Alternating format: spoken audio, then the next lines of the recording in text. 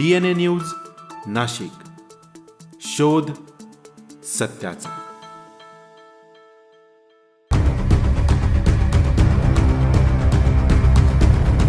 देवळालीत CCTV कॅमेरे काढण्यावरून मोठा गदारोळ. शिवसैनिकांच्या आक्रमक पवित्र्यामुळे पोलिसांची माघार. निवडणुकीच्या काळात संशयास्पद हालचालींचा विरोधकांचा आरोप. नाशिक रोड येथील देवळाली परिसरात सार्वजनिक ठिकाणी बसवलेले सीसीटीव्ही कॅमेरे रविवारी सायंकाळी काढण्याचा प्रयत्न झाल्यानं मोठा तणाव निर्माण झाला. पोलिसांनी हे कॅमेरे वायरिंग आणि डीव्हीआर काढण्याची हालचाल सुरू करताच उद्धव सेनेचे पदाधिकारी आणि कार्यकर्ते मोठ्या संख्येने जमा झाले. निवडणूक काळात सत्ताधारी गटाकडून संशयास्पद हालचाली होऊ नयेत यासाठी हे कॅमेरे महत्त्वाचे असताना प्रशासन ते का काढतायत असा सवाल कार्यकर्त्यांनी उपस्थित केला. महिला पदाधिकारी आणि ग्रामस्थांच्या प्रचंड विरोधामुळे अखेर पोलिसांना ही कारवाई थांबवून रिकाम्या हाताने परतावं लागलं.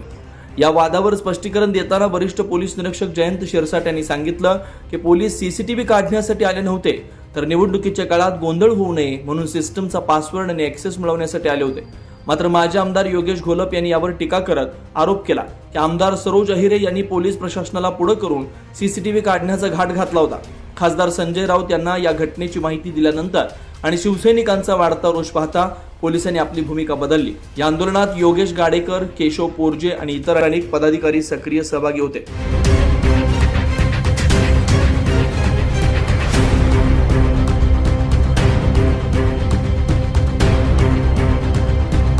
Bureau report, DNA news Nashik.